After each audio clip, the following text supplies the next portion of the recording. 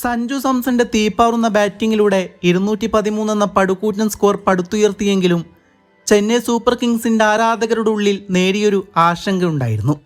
ഈ സീസണിൽ അത്രയൊന്നും തിളങ്ങാത്ത, ശരാശരിയിലൊതുങ്ങാത്ത അവരുടെ ബൗളിംഗ് നിരക്ക് ഈ സ്കോർ പ്രതിരോധിക്കാനാകുമോ എന്ന ഭയമുണ്ടായിരുന്നു. ആ ഭയത്തെ ശരിവെക്കും വിധം ഡൽഹി ക്യാപിറ്റൽസിന്റെ തുടക്കം ഒരു കൊടുങ്കാറ്റ് പോലെയായിരുന്നു. തുടക്കത്തിൽ തന്നെ 2 വിക്കറ്റുകൾ വീണെങ്കിലും ഡൽഹിയുടെ അശ്വമേധത്തിന് അതൊരു തടസ്സമായിരുന്നില്ല. ക്രീസിൽ ഇനിയും അപകടകാരികളായ ബാറ്റ്സ്മാൻമാർ ബാക്കിയുണ്ടായിരുന്നു.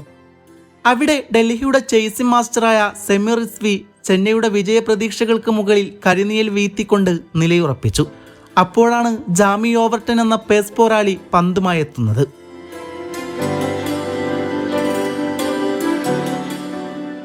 തന്ത്രപരമായി ഒരുക്കിയ തന്റെ വലയിൽ അദ്ദേഹം റിസ്വിയെ വീഴ്ത്തി. വിറങ്ങലിച്ചു നിന്ന മഞ്ഞപ്പടയുടെ ശ്വാസം നേരെയാക്കി. എന്നാൽ ആശ്വാസത്തിന് അധികം ആയുസ്സുണ്ടായിരുന്നില്ല. ഡേവിഡ് മില്ലറും സ്റ്റെപ്സും ചേർന്ന് അതിവേഗം സ്കോർ ബോർഡ് ചലിപ്പിക്കാൻ തുടങ്ങിയപ്പോൾ കളി വീണ്ടും ചെന്നൈയുടെ കൈകളിൽ നിന്ന് വഴുതിപ്പോകുമെന്ന് തോന്നിപ്പിച്ചതായിരുന്നു.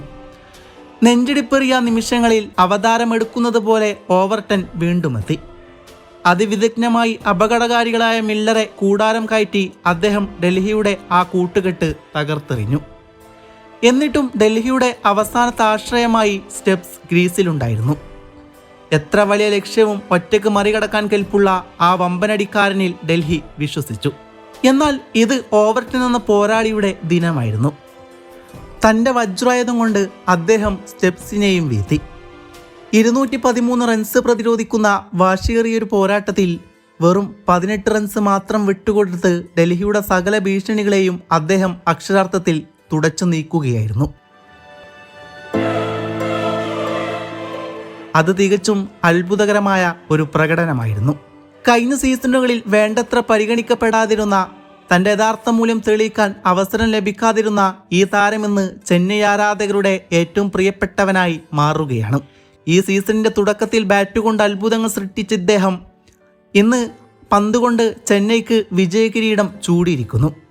അതെ, ചെന്നൈ സൂപ്പർ കിങ്സ് കാത്തിരുന്ന രക്ഷകൻ ഇതാ ഇവിടെ എത്തിയിരിക്കുന്നു.